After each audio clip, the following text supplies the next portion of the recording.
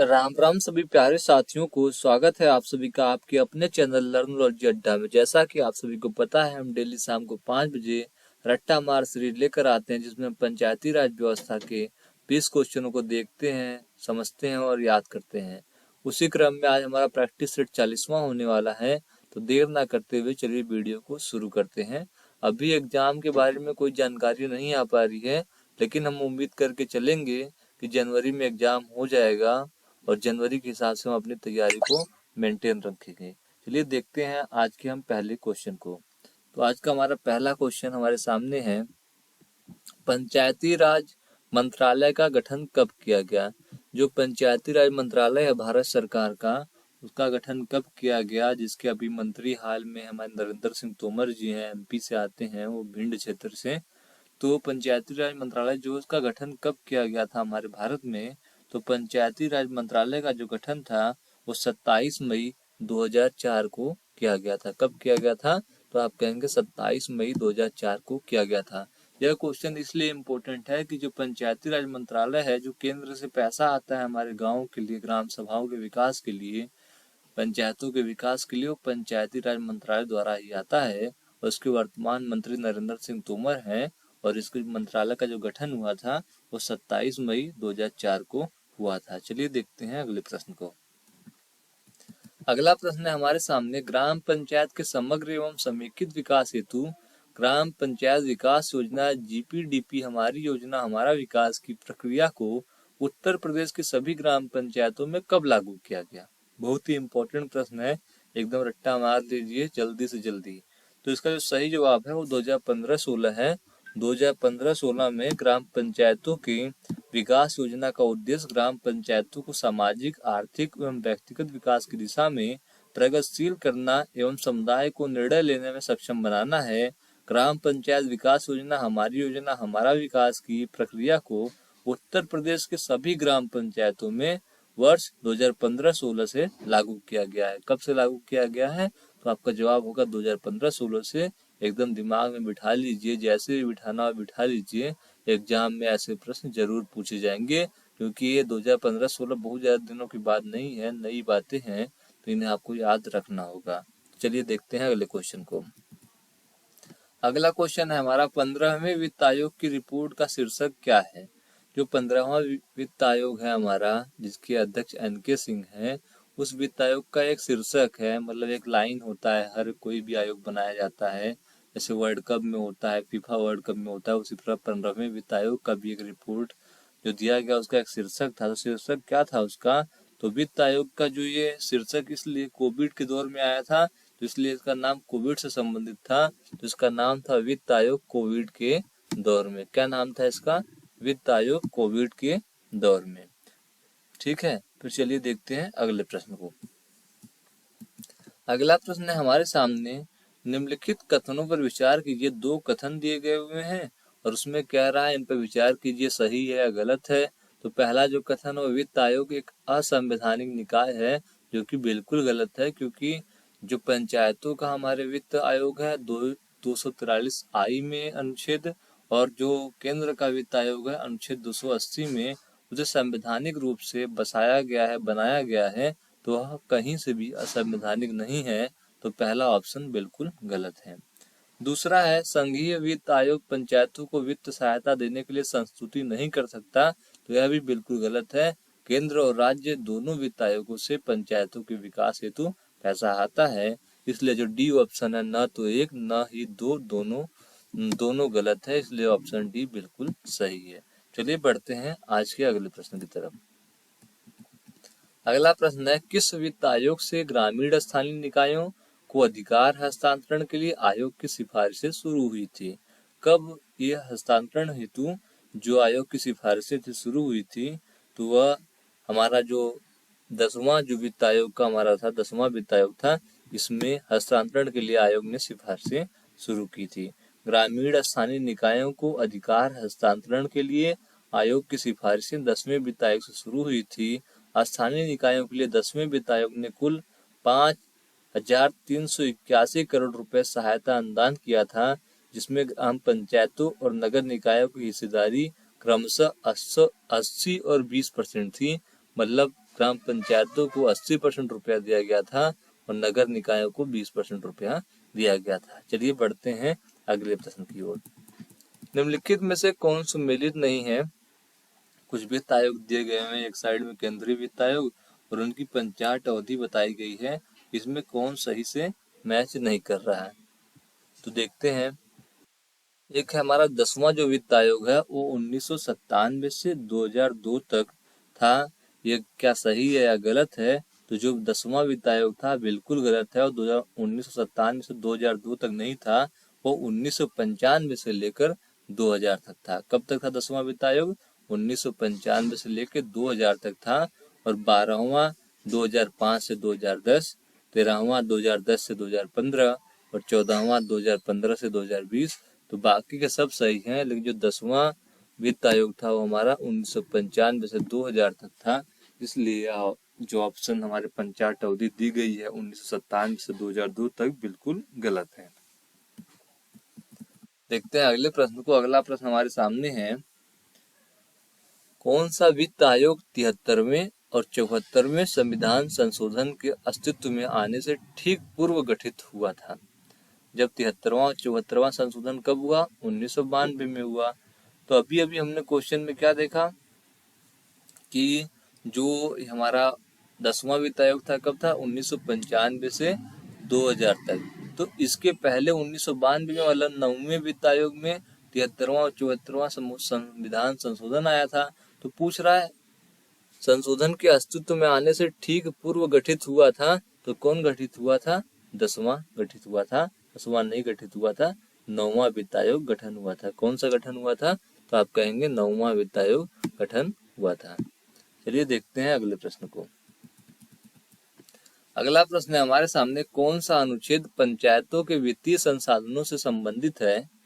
वित्तीय संसाधनों से संबंधित है तो आपको कई बार हमने बताया है पहले भी।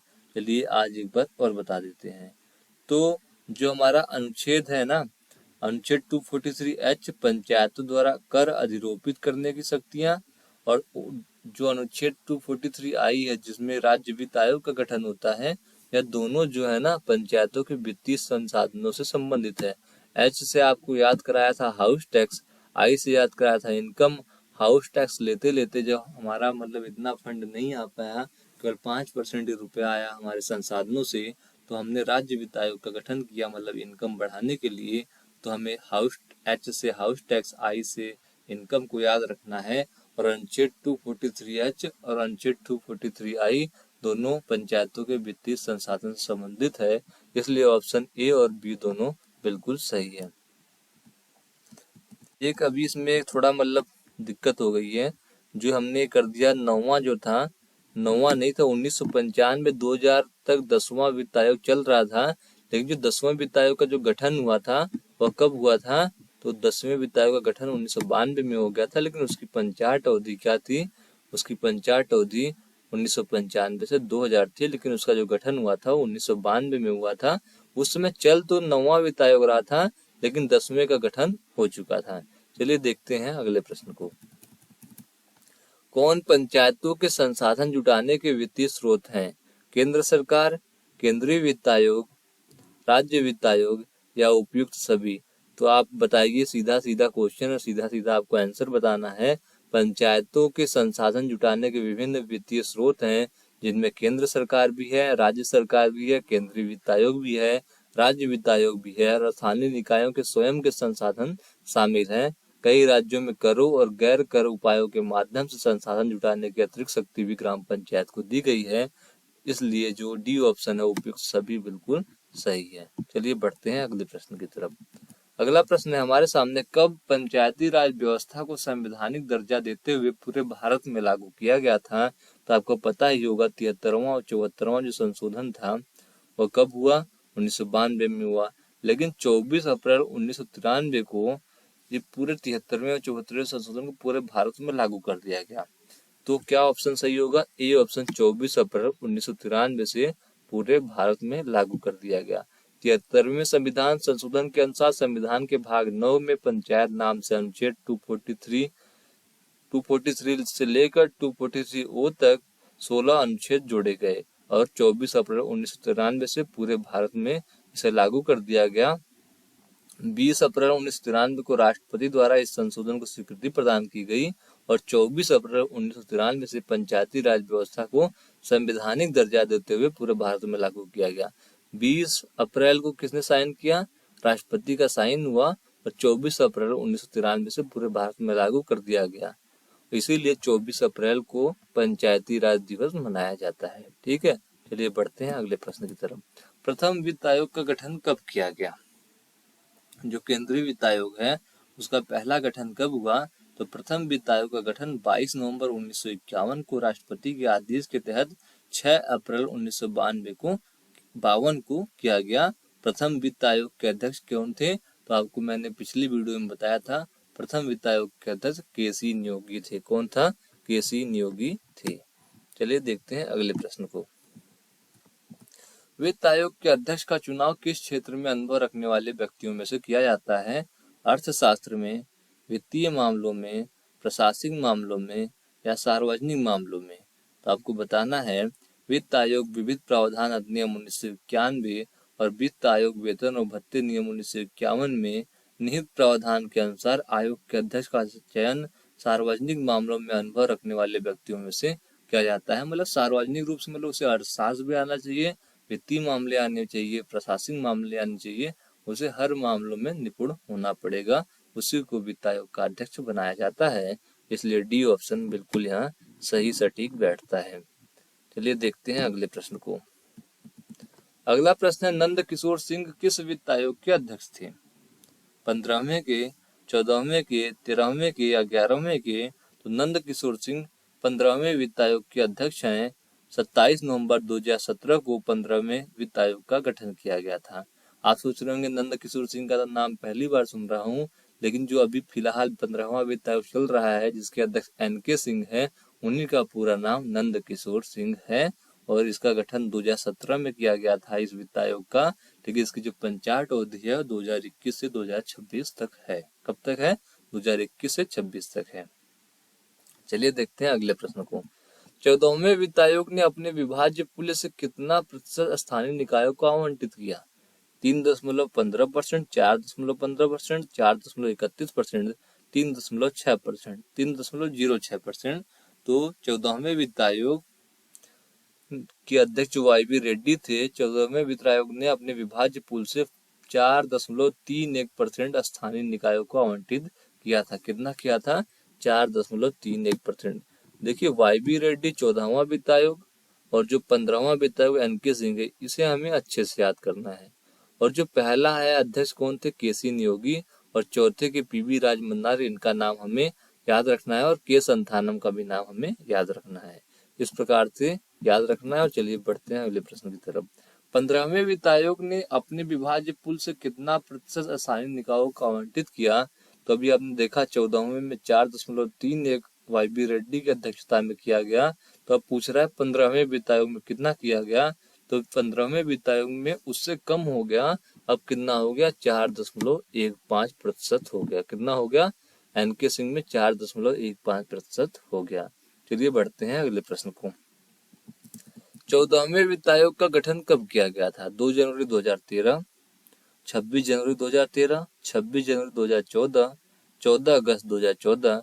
तो आपको पता होना चाहिए जो हमारा ये YB रेड्डी की अध्यक्षता में 14वां वित्त आयोग था, उसका गठन कब किया गया था? 14वां वित्त आयोग का गठन 2 जनवरी 2013 को YB रेड्डी की अध्यक्षता में किया गया था। किसकी अध्यक्षता में किया गया था? YB रेड्डी की अध्यक्षता में किया गया था। और इसकी पंचायत अवधि क्या थी? तो 2015 से लेकर 2020 तक थी। गठन पहले हो जाता है मतलब वित्त आयोगों का, केंद्रीय वित्त आयोगों का, फिर उसकी जो पंचायत अवधि होती है आगे होती है। जब गठन होता है उसी टाइम से वो अपना मतलब जो भी डेटा इकट्ठा करना होता है, प्लान बनाना शुरू करते हैं और उनको पंचायत अवधि दिया जाता है आगे की आप 2-3 साल बाद से आपकी पंचायत अवधि शुरू होगी, उसके लिए आप प्लानिंग बनाना शुरू कर दीजिए। चलिए देखते हैं अगले प्रश्न को। 11वें वित्त आयोग के अनुसार अनुदानों पर प्रथम प्रभार किसका होना चाहिए? लेखाओं के रखरखाव एवं लेखा परीक्षा का, वित्तीय डेटाबेस का, प्राथमिक शिक्षा का या प्राथमिक स्वास्थ्य का? तो 11वें वित्त आयोग के अनुसार अनुदानों पर प्रथम प्रभार लेखाओं के रखरखाव एवं लेखा परीक्षा के लिए, उसके उपरांत वित्तीय डेटाबेस के विकास के लिए किया जाना चाहिए। मतलब प्राथमिक शिक्षा और प्राथमिक स्वास्थ्य को उन्होंने पहले नंबर पे नहीं रखा, पहले नंबर पर उन्होंने लेखा के रखरखाव एवं लेखा परीक्षा और वित्तीय डेटाबेस को रखा था 11वें वित्त आयोग ने। चलिए बढ़ते हैं अगले प्रश्न की तरफ। इसका ऑप्शन ए बिल्कुल सही होगा। बढ़ते हैं अगले प्रश्न की तरफ। 13वें वित्त आयोग ने प्रदर्शन अनुदान का उपयोग करने हेतु ग्रामीण स्थानीय निकायों के लिए कितनी शर्तें निर्धारित की थी? 3, 6, 9, 7। इनको आप भले याद ना रखें, लेकिन 14वां 15वां संबंधित जितने भी प्रश्न हो उन्हें आपको याद रखना होगा।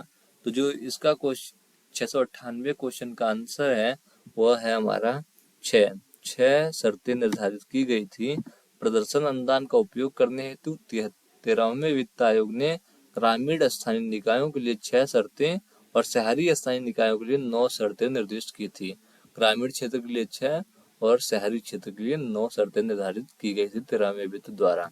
चलिए देखते हैं अगले प्रश्न को। 13वें वित्त आयोग ने प्रदर्शन अनुदान का उपयोग करने हेतु शहरी स्थानीय निकायों के लिए कितनी शर्तें निर्धारित की थी? तो अभी मैंने पिछले क्वेश्चन में जब ग्रामीण ग्राम पंचायतों की बात की तो उसमें शहरी स्थानीय निकायों का भी हमने आंसर दे दिया था, जो कि 9 था।